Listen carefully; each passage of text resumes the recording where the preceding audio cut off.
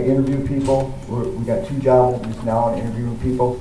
And when I interview people, one of the first questions I ask is, how do you even get to work? And the bus line is a player. If they say, I'm going to take the bus, it's a player, and that's important to me. And it's also, the governor always says it's about his customers. He's got 10 million customers. And it's really not today about dignitaries and myself, but it is about its customers. And for Spectrum Health and the medical mile, it means access both to patients, but then more importantly to that next generation of workers that really does, would rather walk, ride a bike, or take a bus or other mass transit to work than bring a car, which has numerous benefits to the community and the environment and all of us. It really can be equated to much like a car engine. It needs energy, and so a gas line brings that energy to the car engine. Well, the medical mile, with its recently added 1.2 million square feet of space and all that's going on there, and the economic engine that it is for our community, also needs that energy. And this silver line will be bringing that energy to that economic engine. Last fall, the Federal Transit Administrator, Peter Rogoff, was here and said that this city's got what it takes to do transit correctly. Today, you all are proving him absolutely right. You do have what it takes to do transit correctly. This project really gets people downtown faster, gets them to jobs. It reduces congestion, and it improves access to all the educational institutions, the healthcare facilities, and jobs all up and down Grand Rapids. As the director of the Department of Transportation, I understand the role that good public transit plays in providing reliable, cost-effective ways to move people around the state and provide access to all those jobs. This new system that's going to come through here is going to be fantastic for our business, for our neighbors, for everybody that's going to help connect this area to downtown much, much quicker. And we are very excited about the changes that that's going to make to the community.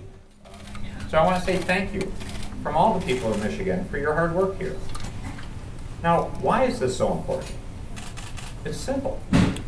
It's about people's livelihood. And I really appreciate, Tommy, your comments about how you interview people still, and about how you ask how they get to work.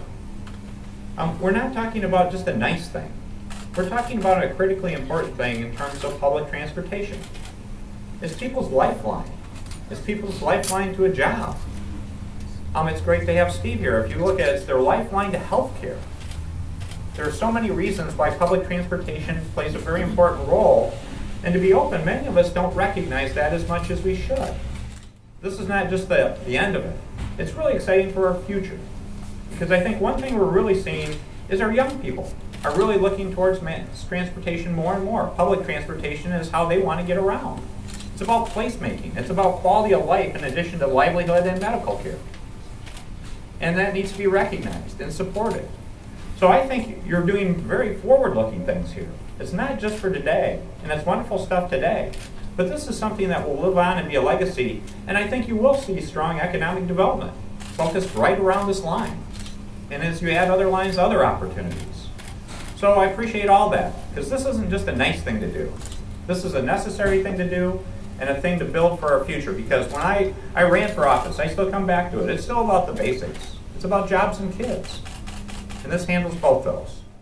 Governor, thank you for coming. This is really a very special event for us. It is about creating jobs. We're creating jobs now. We're taking people to work. We're taking them to life. And that's what it was all about. That was the whole intention of what we were doing. I do want to make one special note.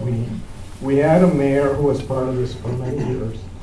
A good friend of mine passed away, Mayor Root. Carlina's wife is here, and let's acknowledge for Mayor Root and all the other mayors.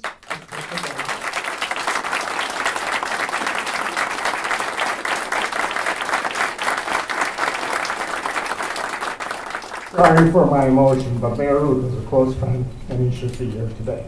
So let's think about him as we dedicate the future, that this is part of his legacy.